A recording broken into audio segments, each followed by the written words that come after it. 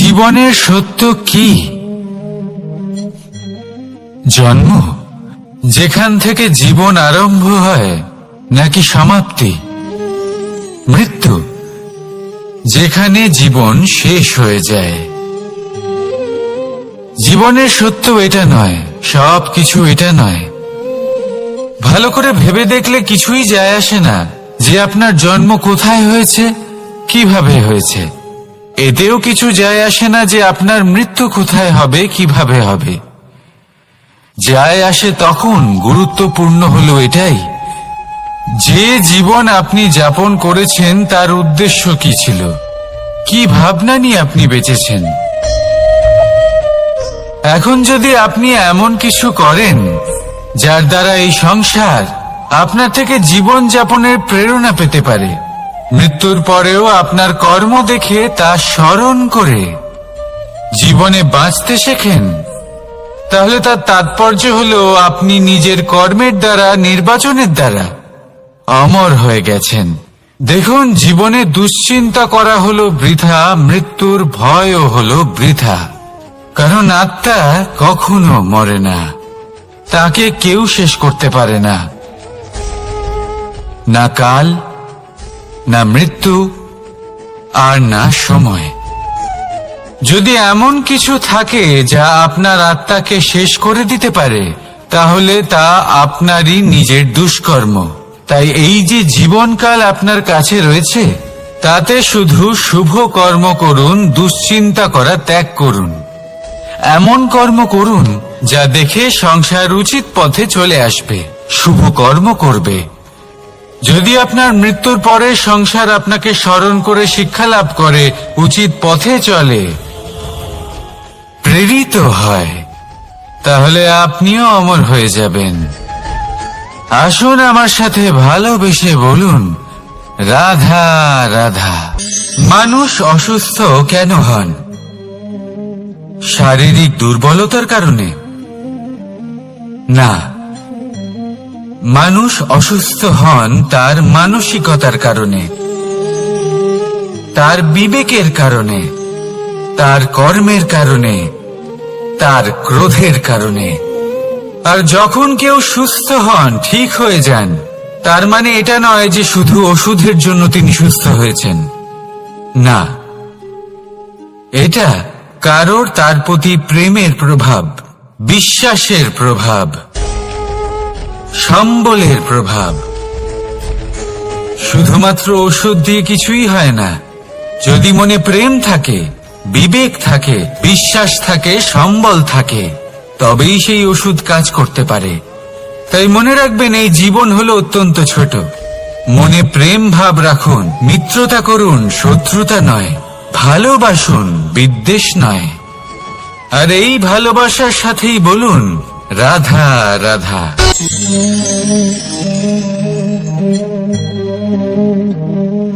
প্রশান্তি জড়িত নিদ্রা মানুষের জীবনের একটা অত্যন্ত গুরুত্বপূর্ণ সুখ এবং প্রয়োজনীয়তাও। দেখতে গেলে এই সংসারের প্রত্যেক পশু পাখি, প্রত্যেক জীব অবশ্যই নিদ্রা প্রাপ্ত করেন। কিন্তু মানুষ, যার মধ্যে বিচার বিবেচনা করার শক্তি অন্যদের থেকে অনেক বেশি, তার কিন্তু ঘুমের কিছু সমস্যা অবশ্যই হয়। কি বলেন? তাই তো। এবার এর কারণ কি? চিন্তা। এবার চিন্তা আমাদের সবার জীবনে আছে। আমরা সকলে জানি যে চিন্তা কখনো আমাদের সাহায্য করে না, তাও আমাদের জীবনে আছে। কেন? চিন্তার মাধ্যমে কি কখনো কোনো সমস্যার সমাধান হয়েছে? অর্থের চিন্তা করলে কি অর্থ লাভ হয়? ভবিষ্যতের চিন্তা করলে কি ভবিষ্যৎ ঠিক হয়ে যায়? স্বাস্থ্যের চিন্তা করলে কি স্বাস্থ্য নিজে থেকেই ঠিক হয়? হয় না। তাহলে এই সব কিছু থেকে আমাদের একটা ছোট্ট শিক্ষা অবশ্যই লাভ করা উচিত। আপনিও আপনার কাঁধ থেকে চিন্তার এই বোঝা নামিয়ে ফেলুন। আর ইচ্ছে, এই সব ইচ্ছে একত্রিত হয়ে আমাদের মনে চিন্তা উৎপন্ন করে। তাই এই চিন্তাগুলিকে ত্যাগ করুন। প্রকৃতির প্রেমের উপর বিশ্বাস রাখুন। মনে রাখবেন, যিনি চিন্তা মুক্ত হবেন তিনি চিতা মুক্ত হবেন।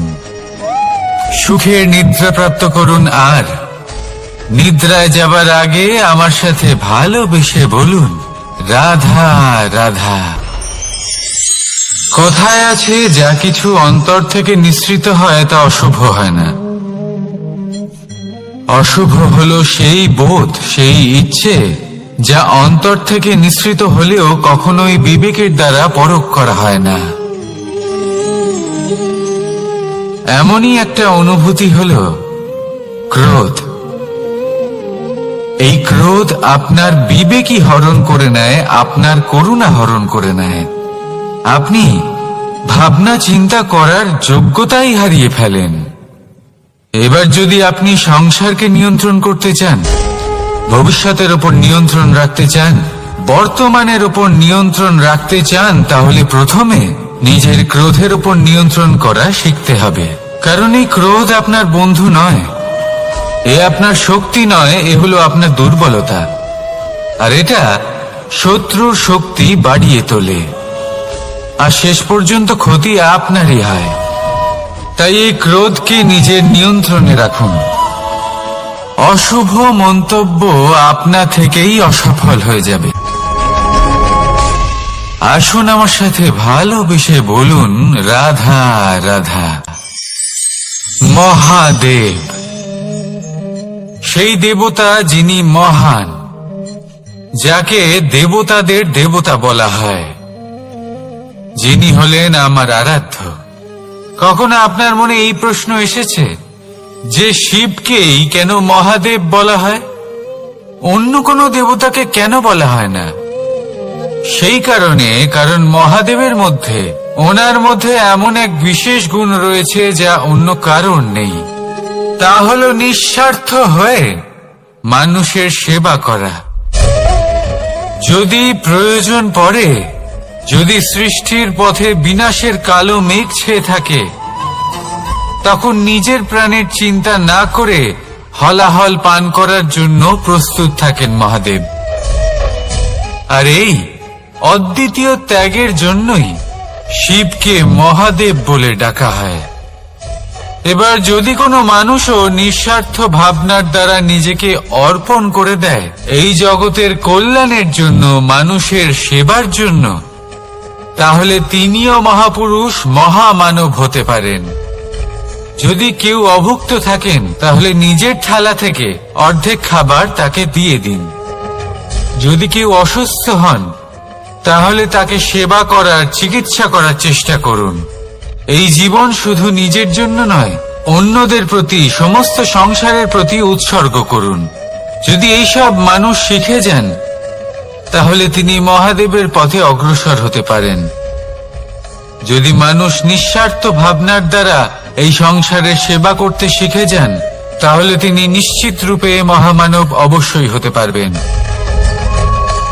আসুন আমার সাথে ভালোবেসে বলুন, রাধা রাধা। স্বর্ণ, হীরে, মুক্ত, মানিক, এই সব কিছুকে আগে পাথর বলা হতো। তাহলে এমন কি হলো যে এদের রত্ন বলা হয়? আর রত্ন তা বাস্তবে আসলে কি? এটা হলো সেই পাথর যাকে আগে আগুনের তাপ সহ্য করতে হয়েছে, পরখ করা হয়েছে, যাচাই করা হয়েছে, এদের কাটার চেষ্টা করা হয়েছে, কিন্তু তারা কখনোই নষ্ট হয়নি, বরং তারা আরো উদ্ভাসিত হয়েছে, আরো উজ্জ্বল হয়েছে, এই সংসারে আরো প্রকাশ ছড়িয়ে দিয়েছে। সেই জন্য এরা হলো এত অমূল্য, সেই জন্য এরা হলো বহুমূল্য, সেই জন্য এদের রত্ন বলা হয়। এবার মানুষের কাছেও এই নির্বাচনের অধিকার রয়েছে যে আমরা শুধু পাথর হয়ে থাকব নাকি রত্ন হয়ে থাকব। কিভাবে? আমাদের জীবনেও অনেক সমস্যা রয়েছে, বাধা আছে, বিপত্তি আছে। আমরা সেই বাধার তাপে উত্তপ্ত হই, এই সমস্যা আমাদের কাটার চেষ্টা করে। অনেক মানুষ বিভিন্ন পরিস্থিতি আমাদের ভাঙার চেষ্টা করে, কিন্তু আমাদের নষ্ট হলে চলবে না। যেভাবে এই রত্ন সমস্যার সম্মুখীন হয়ে পাথর থেকে রত্ন হয়েছে, সেইভাবেই আমাদেরও আমাদের সমস্যার সম্মুখীন হয়ে রত্ন হয়ে উঠতে হবে। এই সংসারে প্রকাশের স্রোত হয়ে উঠতে হবে। তাহলে এটাই করুন আর আমার সাথে ভালোবেসে বলুন, রাধা রাধা। সংসারে সব থেকে বড় শক্তি আসলে কি? কেউ বলবেন শারীরিক শক্তি, কেউ বলবেন অস্ত্রের শক্তি, কেউ বলবেন জ্ঞানের শক্তি।